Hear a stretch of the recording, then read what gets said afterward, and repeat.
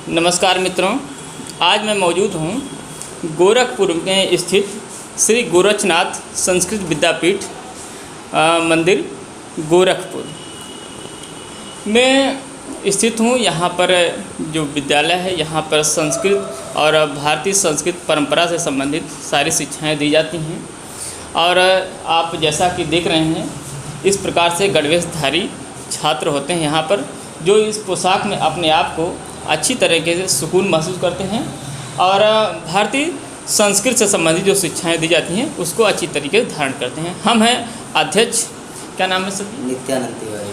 अध्यक्ष नित्यानंद तिवारी और आपका शशांक शास्त्री जी के साथ, जो कि इस विद्यालय में जो सनातन परंपरा संबंधित शिक्षाएं दी जाती हैं, शिक्षा धारण करते हैं और विद्यालय के संचालन में भी अहम भूमिका निभाते हैं आप जी। तो थोड़ा सा अपना परिचय दे दीजिए। नित्यानंद तिवारी, गोरखनाथ मंदिर, छात्रावास, गोरखपुर। तो आप अभी अध्ययनरत हैं? आप ही नहीं, अध्ययनरत नहीं, अध्ययन पूरा हो गया है। आपका अध्ययन पूरा हो गया है और आप विद्यालय के संचालन में, छात्रों के मैनेजमेंट में जी, छात्रावास शिक्षक निभा रहे हैं जी। पूरा विद्यालय आप संचालित नहीं, पूरा विद्यालय प्राचार्य जी संचालित करते हैं। हाँ। मैं केवल छात्रावास व्यवस्था देखता हूँ। छात्रावास व्यवस्था देखते हैं जी। मित्रों, जैसा कि आप जानते हैं कि इस प्रकार के विद्यालय हर जगह उपलब्ध नहीं है। ये हम लोगों का सौभाग्य है कि हमारे इस ज़िले में महाराज जी ने इस प्रकार के विद्यालय स्थापित किए थे। तो इस विद्यालय को स्थापित मुझे पता चला है कि महाराज जी के पहले श्री अवैधनाथ जी थे, उनके पहले महंत दिग्विजय नाथ जी थे, उन्होंने शायद स्थापित किया है इस विद्यालय को। तो इसमें कौन कौन सी शिक्षाएं दी जाती हैं, थोड़ा सा संक्षिप्त बता दीजिए आप। इसमें हमारे विद्यालय में वेद, व्याकरण, ज्योतिष जी, साहित्य, दर्शन, पुराण जी, अन्य अंग्रेजी, मैथ, विज्ञान सभी विषयों की शिक्षाएं दी जाती हैं। अच्छा, तो वर्तमान में आधुनिक शिक्षा अर्थात विज्ञान से संबंधित शिक्षाएं पूरी दी जाती हैं जी। इस साल से वो विषय लागू हुआ है जी, उसकी शिक्षा इस साल से दी जाएगी जी, ताकि आधुनिकता से लोग जुड़े रहें जी।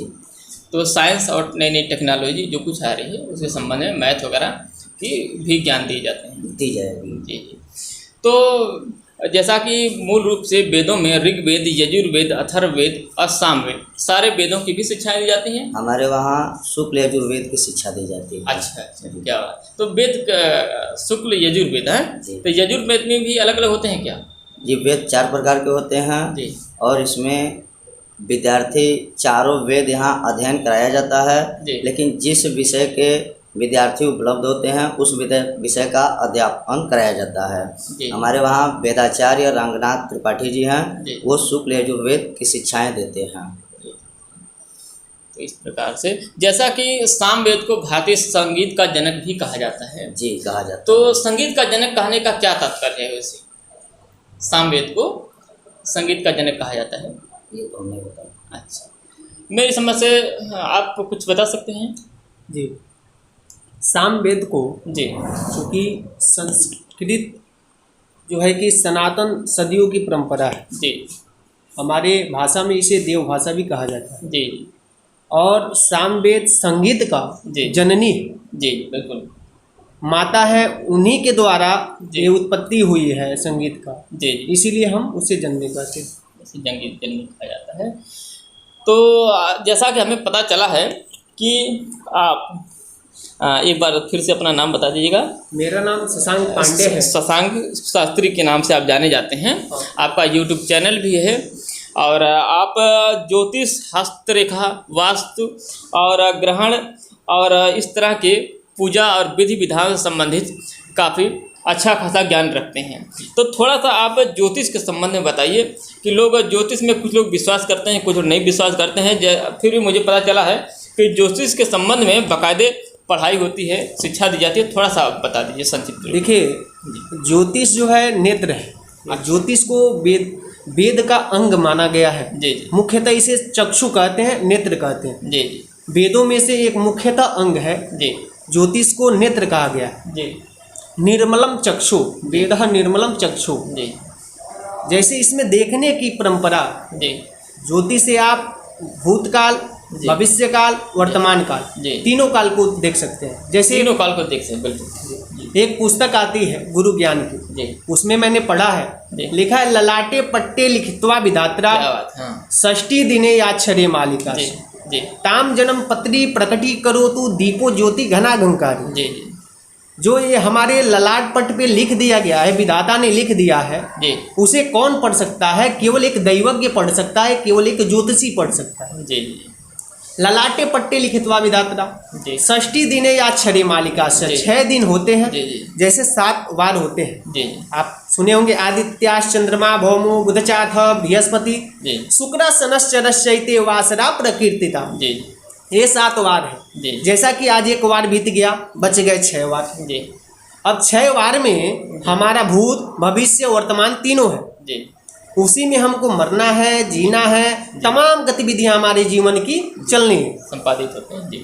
ठीक, उसी प्रकार आप कैसे देखेंगे तो लिखा है ताम्र जनपत्री प्रकटी करोति दीपो ज्योति घनागंकारे। जिस तरह से एक दीपक के उजाले से पूरे कमरा उजालमय हो जाता है जहाँ अंधेरा हो, ठीक उसी प्रकार एक जन्मपत्री यदि अच्छे ज्योतिषी हो, दैवज्ञ हो, अध्ययन करता हो, तो पूरे संपूर्ण जीवन के बारे में देख सकते हैं जन्मपत्री के द्वारा। जैसे दर्पण में अपना चेहरा समक्ष होकर के संपूर्ण सही तरीके से देखा जा सकता है, ठीक उसी प्रकार जन्मपत्री के द्वारा पूरे जीवन काल को भूत भविष्य वर्तमान तीनों देखा जा सकता है। यही ज्योतिष है।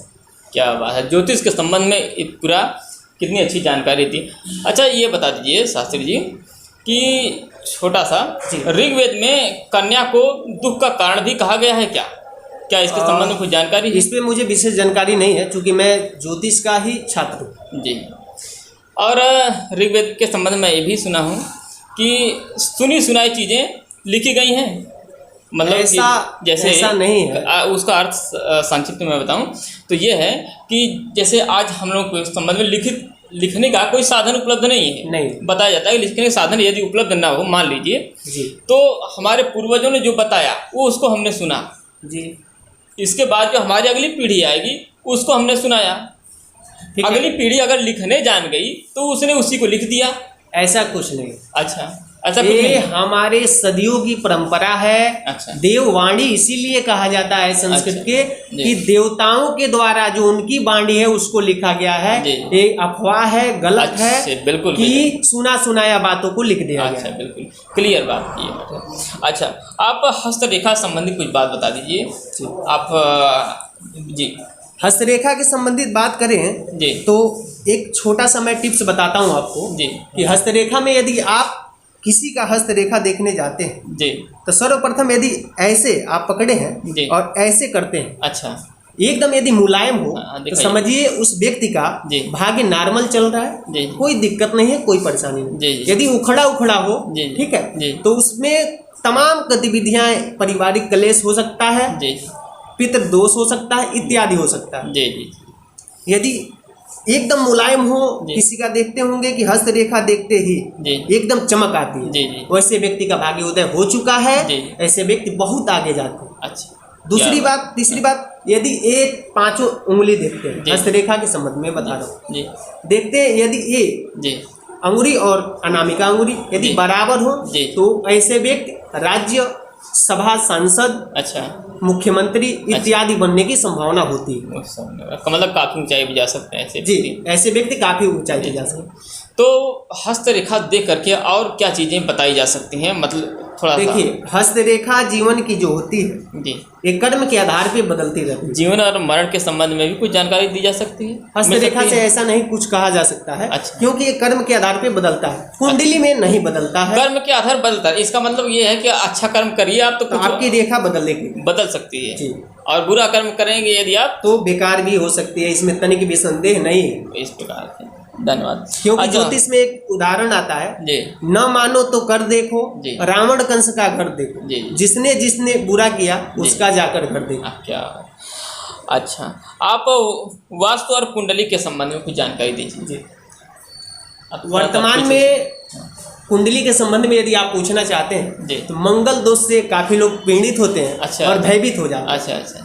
तो मैं आपको मंगल दोष बता दे रहा हूँ जी कि कुंडली के प्रथम भाव, चतुर्थ भाव, सप्तम भाव जी और द्वादश भाव में जी अष्टम भाव को भी ले लिया गया है। जी इन भावों में यदि मंगल बैठ जी जाए तो कुंडली मांगलिक हो जाती है जी और ऐसे जातक को जी मंगली ही जी कन्या से शादी करना चाहिए, वरना 7 वर्षों के अंदर यदि पुरुष मंगली हो, कन्या मंगली न हो तो कन्या की मृत्यु तय है। तय यदि कन्या मंगली है, पुरुष नहीं मंगली है तो पुरुष की मृत्यु तय है। लेकिन अच्छा ठीक उसी भाव में कहीं भी शनि पापक ग्रह कहा गया है, जी कर्मदाता फल देते हैं, जी शनि उसी भाव में बैठ जाए तो मंगल दोष स्वतः समाप्त हो जाता है। यदि यही चीज जी शादी में गणना में भी देखा जाता है, मुख्यतः इसका मंगल दोष प्रायः शादी में ही मिलाया जाता है। अच्छा जी तो विवाह के समय में यदि 28 गुण से ऊपर बन जाए तो मंगलिक दोष वैसे भी समाप्त हो जाता है। जैसा कि प्रभु श्री राम का जी उनका 36 गुण था जी। आज तक किसी का 36 गुण, हमारे अभी जीवन काल में 6 साल से ज्योतिषगिरी कर रहा हूँ, अच्छा किसी का 36 गुण नहीं मिला है। तो आप ग्रहण के संबंध में थोड़ा सा संक्षिप्त। देखिए, ग्रहों का ही दोष है जी कि आज कोरोना काल चल रहा है। अच्छा, क्या बात। अच्छा, और जैसे राहु जी का जब अंतरदशा चला जी, पापक ग्रह जब पापक ग्रह से मिलते गए जी तो कोरोना काल की स्थिति अपने देश में आई, पूरे विश्व में आई। जी और इसका देखिएगा स्वतः जब आएगा, ये अभी शुभ कोई ग्रह आ जाए जी तो ये स्वतः समाप्त हो जाएगा, स्वतः ही समाप्त हो जाएगा। देखिए, सारे जिस चीज़ को पूरी दुनिया का वैज्ञानिक नहीं समझ पाए उसको हमारा ज्योतिष शास्त्र और विज्ञान समझ रहा है इस बात को। तो संभवतः कब तक हो सकता है कुछ? संभवतः इसको 2022 तक लेके जाएंगे, 2022 तक जा सकता है। बिल्कुल। अच्छा, आप पूजा विधान भी, पूजा पाठ यज्ञ हवन भी करवाते हैं जी। तो यज्ञ वगैरह में कुछ ऐसी खास बात बताइए कि आवश्यक हो। जैसे मैं आपको आम के पल्लों की ही बात कर लेते हैं, क्योंकि सभी शुभ कार्यों में आम पल्लो लगते हैं। जी जी, ठीक। आम का पल्लो ही क्यों लगता है जी, ये बहुत बड़ा प्रश्न है। जी। आज तक आम तौर पे लोग इस प्रश्न को सभी जगह पूछते हैं। आम पल्लव को जैसे जो बाहर की नकारात्मक ऊर्जा आती है, प्रवेश करती है, तो हमको शुभ कार्य करना है, वहाँ पे दिमाग एक तरह करना है, ठीक है, वहाँ पे एकाग्र करना है। तो वहाँ पे जैसे नकारात्मक चीज को खत्म कर देती है। ये हनुमान जी का सबसे प्रिय पल्लव माना गया है आम पल्लव, इसीलिए नकारात्मक चीजें वहाँ पर ऑटोमेटिक खत्म हो जाती है। क्या बात है। तो इस प्रकार से आपने जानकारी दिया, बहुत अच्छा लगा मित्रों, काफ़ी अच्छी चीज़ों इन्होंने बताया है। तो आप भी जानना चाहें तो आप अपना नंबर दे सकते हैं क्या? जी बिल्कुल, अपना नंबर बता दीजिए। हमारा नंबर है 9125 12 46 30 जी।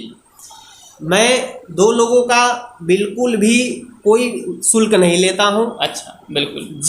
जो व्यक्ति जी परिवार से असहाय हो, देने में असमर्थ हो, और दूसरी बात जो अनाथ, ऐसे व्यक्ति का मैं कुंडली का 1 रुपया नहीं लेता हूँ, पूजा का 1 रुपया नहीं लेता हूँ, इसे मुफ्त में कराता हूँ।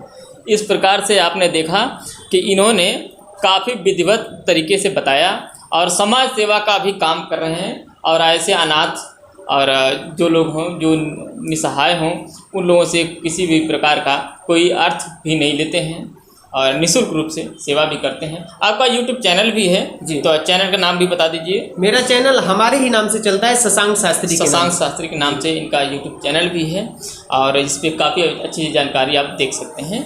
तो धन्यवाद दोस्तों। इस प्रकार से आज हमने आपको दिखाया गोरखनाथ मंदिर में स्थित श्री गोरखनाथ संस्कृत विद्यालय के संबंध में, जो कि काफ़ी अपने आप में अच्छी चीज़ें धारण की। धन्यवाद, नमस्कार। शेयर करिएगा, लाइक करिएगा। ओके।